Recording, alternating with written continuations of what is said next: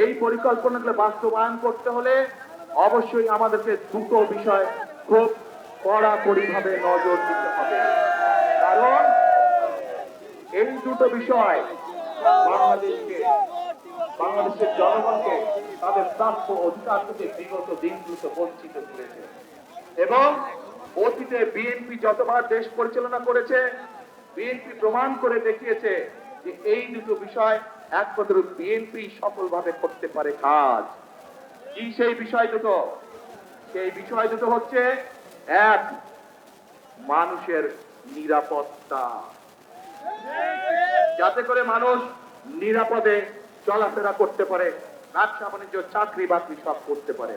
প্রিয় ভাই বোনেরা, বিগত সময় যখন বিএনপি ক্ষমতায় ছিল, দেশনেত্রী খালেদা জিয়া যখন দেশ পরিচালনা করেছেন, আপনারা দেখেছেন যেই হোক না কেন, এমনকি আমাদের দলের অনেক লোক যারা কোন অনৈতিক কাজে নিজেকে জড়িত করেছে, আমরা তাদেরকেও ছাড় দেইনি।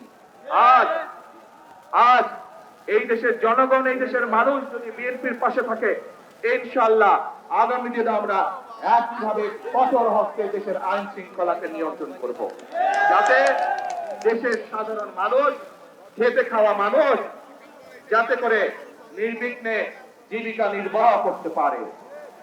প্রিয় ভাই বোনেরা, আমরা যতই পরিকল্পনা গ্রহণ করি, আরেকটি বিষয় আছে, যদি সেই বিষয়টিকে আমরা নিয়ন্ত্রণ না করি, তাহলে আমাদের কোন পরিকল্পনা সফল হবে না।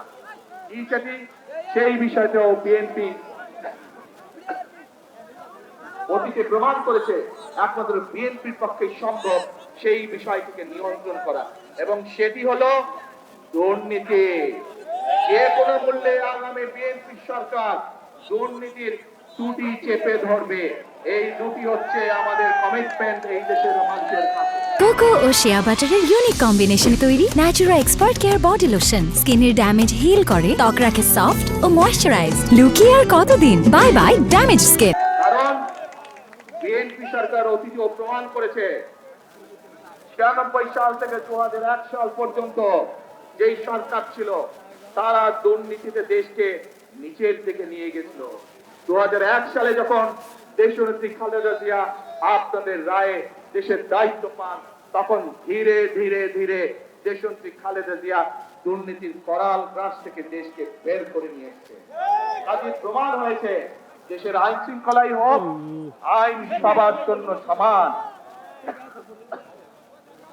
অপরাধীর পরিচয় কোন দল দিয়ে নয়, অপরাধীর পরিচয় সে আইনের দৃষ্টিতে অপরাধী, এবং অপরাধী যেই হোক তার বিরুদ্ধে দেশের আইন অনুযায়ী ব্যবস্থা হবে। কাজেই দুর্নীতি যেই করুক, দুর্নীতি যারাই করুক, তাদের বিরুদ্ধে দেশের আইন একইভাবে প্রযোজ্য হবে।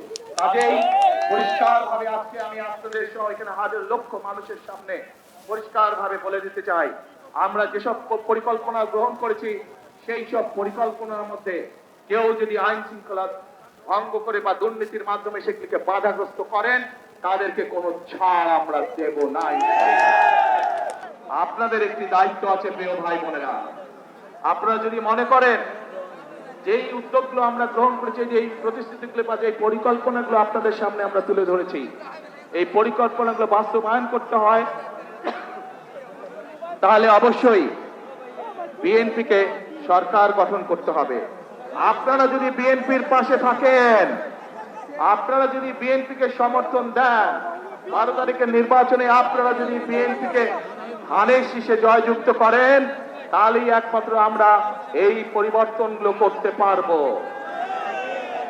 আপনারা কি আছেন আমাদের সাথে? আলহামদুলিল্লাহ, আলহামদুলিল্লাহ।